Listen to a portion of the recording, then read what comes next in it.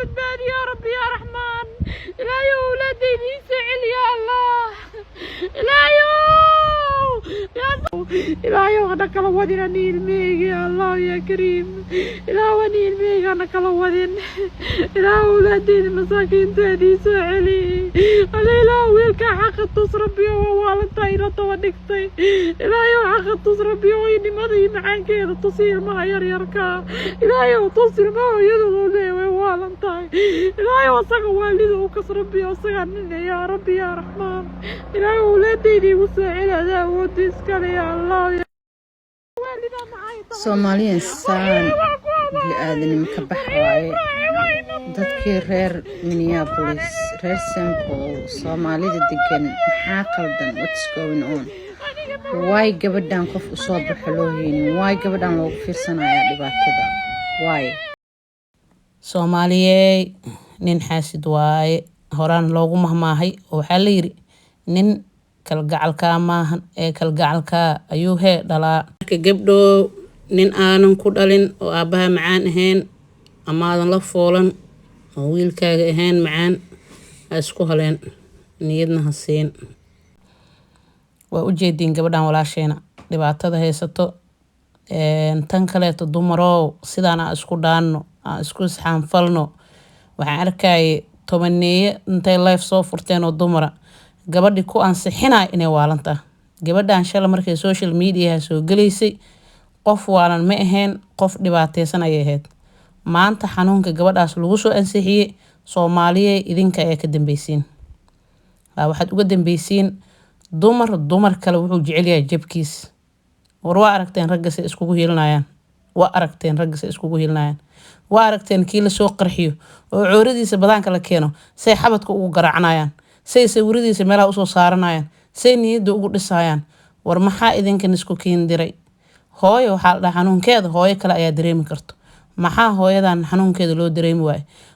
laba gabar amba 5 gabar oo America joogto oo Minneapolis joogto Soomaali meel uga badan dad meel ay uga badan yihiin ma lahan xitaa gobolka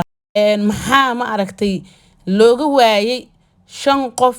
oo ma aragtay oo intay u tagto amba laba family gabadhaas intay ma aragtay hal habeen gurigooda geeyaan dhahaan abbaaya qabeeso maradan baatiga hoo seexo ilmahan ka seexana ka haynaa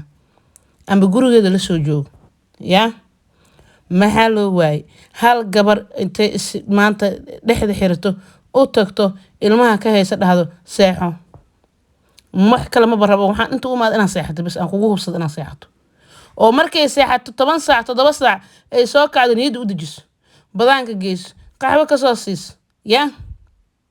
ma la sameyn intaas leefafa loo soo furtay waxa la yiri naagtan saan waaye ninkan saan waaye ka dhaco waaye nin waa ogtiin asagoo kula joogo xaasid yahay markii oo ka tago maxaa sugay ma soo isku bedelaa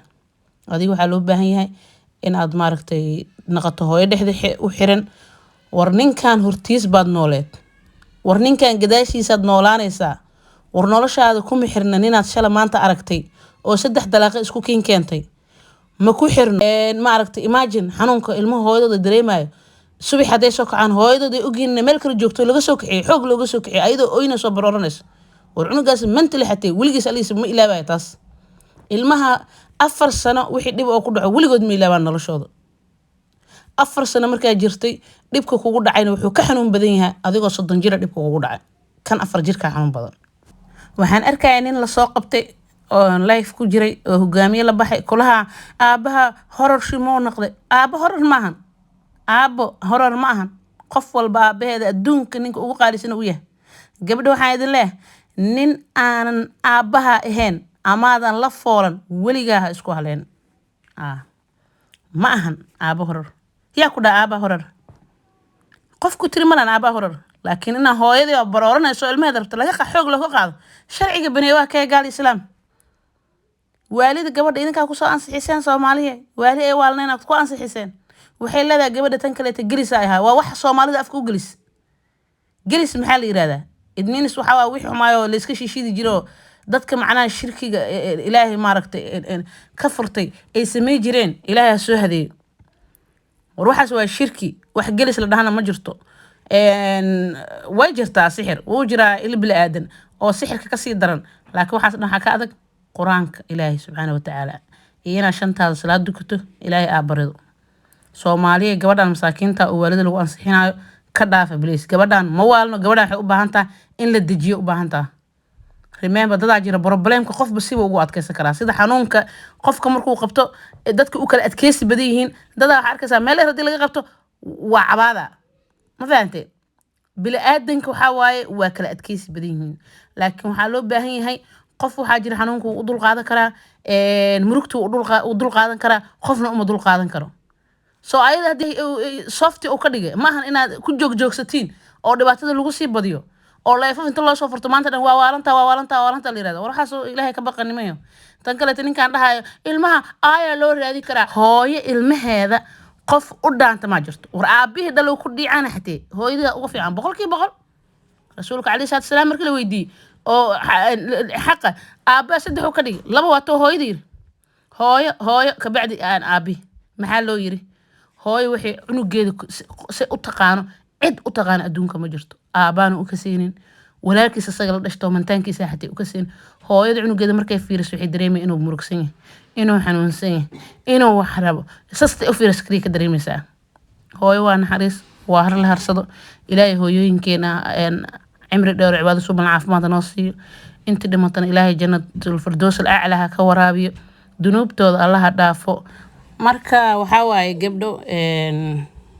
dumarka waxaa fiican inay isku isxaamaan sida ay wiilashaba isku garab istaagsayin oo kale inaan isku garab istaagno dadkan lifeka inta soo furtaan gabadha kasii waalaayana waxaa idinka codsanaya inaad ribood ku qabatiin naagahan ayagaba stresska haayo rabaan in stresska gabadhaas ay kala kor dhacaan ya walaalayaal ribood gareeyo gabadhaas hal laga dhaafo tiktok dhan dadka asxaabta ah dadka Soomaaliyeed heladeedii qaraabadeeda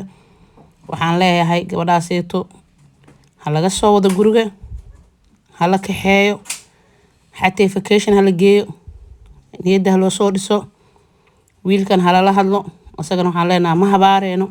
ilaahay xaqa ha tusiyo aan leenahay maslaxa khayr qabta dhexdooda Allah ha dhigo marka asxaabay waa idin salaamayaa muuqaalkan ii share garee waxaan idinka rajeynaa insha Allah meel sare ii gaarsiisiin muuqaalka soo kori doona midig ama bidixna ana iskale soo daawo insha